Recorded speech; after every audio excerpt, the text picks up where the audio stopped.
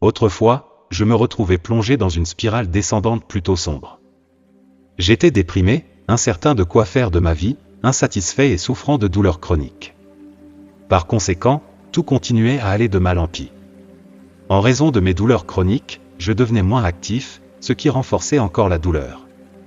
Cela me faisait me sentir encore plus insatisfait et mécontent de ma vie.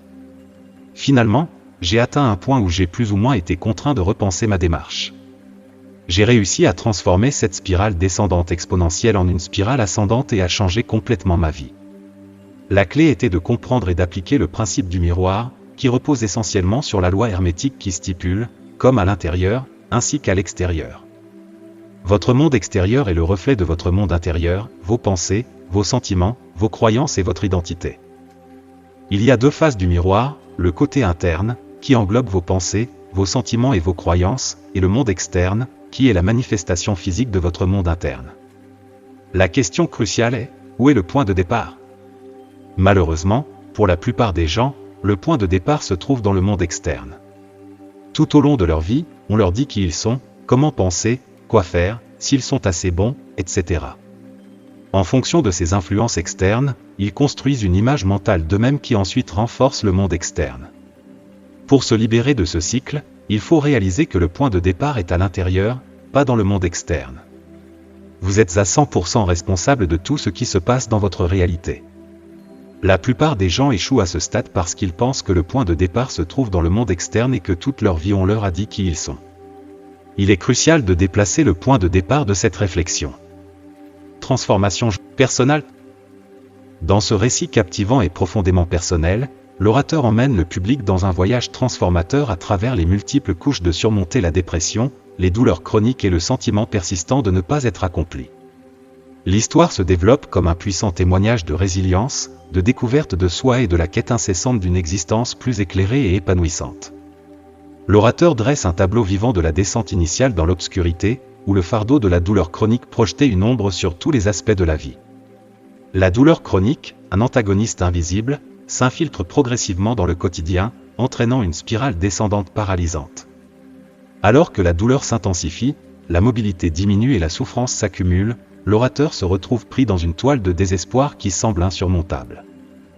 Cette histoire ne concerne pas seulement la douleur, c'est une exploration profonde de l'interconnexion entre le bien-être physique et mental. Le locuteur plonge dans la relation complexe entre la douleur chronique et le tribut émotionnel subséquent, mis en évidence l'impact profond qu'elle a eu sur leur santé mentale. La spirale descendante est devenue un cycle vicieux, les limitations physiques exacerbant la détresse émotionnelle et vice-versa. Au cœur du récit se trouve la reconnaissance du moment crucial où le locuteur a réalisé la trajectoire de sa vie. Il souligne l'importance cruciale de la conscience de soi pour distinguer entre une spirale ascendante et une spirale descendante. Cette révélation devient le catalyseur d'un changement radical de perspective et le début d'un processus transformateur. Alors que le locuteur partage les détails de leur parcours, un thème de résilience et de ténacité émerge. Le récit dévoile les petites, mais significatives, étapes entreprises pour se libérer des chaînes du désespoir. De la recherche d'une aide professionnelle à l'adoption de thérapies alternatives, le narrateur explore différentes voies dans sa quête de guérison. De plus, l'histoire aborde la force mentale et émotionnelle nécessaire pour confronter et défier les schémas de pensée profondément ancrés. Le narrateur discute ouvertement des obstacles émotionnels rencontrés au cours de ce processus transformateur, offrant au public un récit brut et authentique des hauts et des bas inhérents à la croissance personnelle. Dans la dernière partie du récit, l'attention se tourne vers la montée progressive depuis les abysses du désespoir. Le narrateur partage des moments de triomphe, grands et petits, alors qu'ils reprennent le contrôle de leur vie. À travers la résilience, l'autoréflexion et un engagement envers un changement positif, le locuteur ne surmonte pas seulement la douleur chronique, mais émerge également plus fort, plus conscient de soi et finalement épanoui. 2. Principe du miroir. Dans cette exploration éclairante, le locuteur introduit le concept captivant du principe du miroir, enraciné dans la vieille loi hermétique qui affirme, comme à l'intérieur, ainsi à l'extérieur. Ce principe profond sert de passerelle pour comprendre l'interaction complexe entre le paysage interne d'une personne et la réalité externe qu'elle vit. Au fur et à mesure que le récit se déroule, le public est invité à un voyage stimulant dans les aspects doubles du miroir, reflétant à la fois le monde intérieur des pensées, des sentiments et des croyances, et le monde extérieur de la manifestation physique. Le principe du miroir prend la place centrale en tant que philosophie guide, révélant l'idée que notre réalité externe est le reflet direct de notre état interne. L'orateur navigue habilement à travers les domaines de la conscience, illuminant l'idée que les pensées et les croyances nichées au plus profond de notre esprit exercent une influence puissante sur le tissu de la vie qui se déploie. Le monde intérieur, comprenant les pensées, les sentiments et les croyances, est comparé à la première face du miroir. L'orateur plonge dans les complexités de ce monde interne, mettant en avant l'importance de la conscience de soi et de l'introspection pour comprendre les subtilités qui façonnent notre perception du monde. En examinant les pensées qui occupent notre esprit, en reconnaissant la profondeur de nos sentiments et en prenant conscience du pouvoir des croyances enracinées, les individus acquièrent un aperçu des forces qui gouvernent leur réalité. La deuxième facette du miroir, selon le principe du miroir, se continue dans la manifestation physique de la réalité d'une personne. Ici, l'orateur établit une connexion convaincante entre le monde intérieur et les expériences et circonstances tangibles qui se déroulent dans l'environnement externe. Le public est invité à contempler l'idée que le monde qui les entoure est, en essence, un miroir reflétant l'énergie, les pensées et les croyances qu'il projette dans l'univers. Au travers d'exemples vivants et d'anecdotes pertinentes, l'orateur illustre comment des changements de perspectives internes peuvent catalyser des transformations dans le domaine externe. Que ce soit en modifiant des croyances profondément ancrées, en favorisant une mentalité positive, ou en cultivant une compréhension plus profonde de soi-même, le principe du miroir sert de phare pour ceux qui cherchent à façonner et à mouler consciemment leur réalité de l'intérieur vers l'extérieur. Le locuteur laisse le public avec un sentiment d'autonomisation, les inspirant à reconnaître l'agent profond qu'ils possèdent dans la co-création de la réalité qu'ils désirent. Dans ce voyage introspectif, le locuteur explore l'interaction complexe entre les influences externes et la conscience de soi, dévoilant l'impact profond qu'elles exercent collectivement sur l'image de soi et les croyances individuelles. Le récit se déploie comme une exploration fascinante de la tendance commune à laisser les facteurs externes façonner son identité, en mettant en évidence le pouvoir transformateur qui émerge lorsque l'on déplace le point de départ de la réflexion de soi hors du monde extérieur vers le monde intérieur.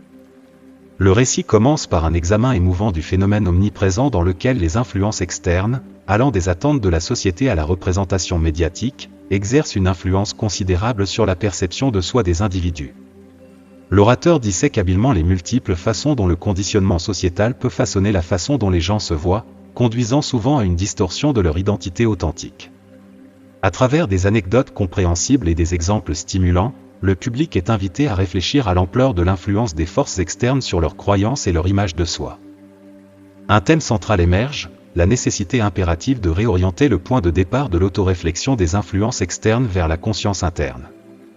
Le locuteur articule le potentiel transformateur qui réside dans l'adoption de la conscience de soi comme force guidante pour façonner ses croyances personnelles. En se tournant vers l'intérieur, les individus acquièrent la capacité d'examiner et de calibrer leurs croyances, s'assurant qu'elles sont en accord avec leur être authentique plutôt que de se conformer aux attentes externes. Tout au long du récit, le locuteur explore le processus nuancé de cultiver la conscience de soi. Des pratiques de pleine conscience aux exercices introspectifs, le public se voit offrir des outils pratiques pour naviguer dans le paysage interne et acquérir une compréhension plus profonde de leurs croyances fondamentales. Ce récit agit comme un cri d'alarme, inspirant les individus à reprendre le contrôle de leur image en façonnant consciemment leur monde interne. De plus, l'orateur engage une discussion stimulante sur l'impact du conditionnement social, exhortant le public à examiner de manière critique les récits imposés par les forces externes. L'exploration s'étend aux façons subtiles dont les normes culturelles, les médias et les attentes de la société façonnent les perceptions de la beauté, du succès et de la valeur. En mettant en lumière ces influences, l'orateur habilite les individus à remettre en question et redéfinir leur perception de soi, favorisant ainsi un sentiment d'authenticité et d'autonomie. 4. Prendre la responsabilité de la réalité. Dans ce discours inspirant, le locuteur encourage avec passion les individus à reconnaître leur rôle crucial en tant qu'architecte de leur réalité et plaide en faveur du pouvoir transformateur qui découle de prendre 100% de responsabilité pour leur vie. Le récit se déroule comme un appel à l'action convaincant, encourageant un changement de focalisation de la recherche de validation externe à la création délibérée et consciente de leur monde intérieur, un processus qui implique la création d'une nouvelle image de soi à travers des pensées et des sentiments intentionnels. Le locuteur ouvre le dialogue en soulignant le concept fondamental de la responsabilité personnelle. Ils affirment que chaque individu est l'originalité de sa réalité, défiant le public d'adopter l'idée que les circonstances externes sont, dans une large mesure, le reflet des choix, des pensées et des actions de chaque personne. Cette notion radicale sert de pierre angulaire pour le voyage transformateur qui se profile. Un thème central émerge, la redirection de l'attention du monde extérieur vers le royaume intérieur. Le locuteur plaide passionnément en faveur d'un changement de paradigme, encourageant les individus à abandonner la quête de validation externe et à se concentrer plutôt sur la culture intentionnelle de leur paysage intérieur. En le faisant, les individus peuvent reprendre le contrôle de leur réalité, favorisant un sentiment de pouvoir et de contrôle sur la narration de leur vie. Le récit plonge dans le processus complexe de façonner consciemment son monde intérieur. Le locuteur guide l'audience à travers les étapes de la création d'une nouvelle image de soi, un processus qui commence par le choix intentionnel de pensées et de sentiments. À travers des exemples vivants et des idées pratiques, l'orateur illustre comment la sélection consciente de pensées et d'émotions peut poser les bases d'un changement transformateur de la perception de soi. De plus, l'orateur explore l'impact profond de la responsabilité personnelle sur les relations, la carrière et le bien-être général. En prenant 100% de responsabilité pour sa réalité, les individus ne retrouvent pas seulement le contrôle de leurs circonstances, mais cultivent également la résilience face aux défis. Le récit devient un cri de ralliement pour que les individus se libèrent des contraintes de la victimisation et embrassent le pouvoir libérateur qui vient avec la reconnaissance de leur rôle en tant que participants actifs à la création de leur vie. Défi dans la manifestation. Dans cette exploration perspicace, le présentateur se plonge dans le concept subtil de la manifestation, mettant en lumière les défis souvent négligés posés par le décalage temporel entre la transformation interne et sa réflexion dans le monde externe. Le récit se déploie comme un guide compatissant pour les individus naviguant dans les complexités de la manifestation, en les conseillant de maintenir une foi inébranlable pendant cette période de décalage temporel. Le présentateur met l'accent sur la compréhension cruciale que les expériences externes actuelles sont une manifestation des pensées passées, en établissant des parallèles entre les expériences personnelles et les tendances mondiales, telles que les inégalités économiques, et les attribuant aux travaux profonds du principe du miroir. Le récit commence en abordant une difficulté courante lors du voyage de manifestation, le délai entre la transformation de son monde intérieur et les changements tangibles dans la réalité extérieure. Le locuteur fournit des éclaircissements sur la nature de ce délai, expliquant que le monde extérieur prend souvent du temps pour rattraper les changements initiés dans l'esprit et les émotions. Cette prise de conscience sert de réconfort aux individus qui traversent ce processus, les exhortant à maintenir la foi et la patience pendant la période de gestation de leurs intentions. Un thème central émerge, la compréhension que les expériences extérieures actuelles sont, en essence, une manifestation des pensées passées. Le locuteur navigue à travers les complexités de cette dynamique, illustrant comment les choix et les croyances du passé contribuent aux circonstances présentes. Cette perspicacité devient un puissant outil pour les individus qui cherchent à façonner leur avenir, les encourageant à cultiver la pleine conscience et l'intentionnalité dans leurs pensées actuelles afin de façonner la réalité en train de se dérouler. Le récit dépasse la sphère individuelle pour établir des liens entre les expériences personnelles et les tendances mondiales plus larges. Le conférencier explore des phénomènes sociaux, tels que l'inégalité économique, à travers le prisme du principe du miroir. En examinant le parallèle entre la manifestation personnelle et ses schémas plus vastes, le public acquiert une appréciation plus profonde de l'interconnexion des réalités individuelles et collectives. De plus, le conférencier propose des conseils pratiques pour naviguer dans les défis de la manifestation. Les stratégies pour maintenir une mentalité positive, cultiver la résilience et favoriser un sentiment de détachement par rapport aux résultats immédiats deviennent des aspects intégraux du discours. Le public est habilité à aborder le décalage temporel avec grâce, reconnaissant qu'il fait partie intégrante du processus de manifestation plutôt qu'un obstacle. En essence, le principe du miroir encapsule la sagesse profonde selon laquelle votre réalité externe reflète l'état de votre monde interne. En recentrant votre attention du monde externe vers l'interne, vous vous donnez le pouvoir de façonner consciemment le monde intérieur que vous désirez, sachant que cette transformation intentionnelle se manifestera éventuellement dans vos circonstances externes. La clé réside dans la patience, une reconnaissance que le monde externe pourrait ne pas refléter immédiatement les changements intérieurs. Une fois bien comprise et constamment appliquée, le principe du miroir devient un catalyseur puissant pour des transformations significatives dans différentes facettes de la vie, offrant un chemin vers l'autonomisation, la découverte de soi et la réalisation de ses aspirations les plus profondes.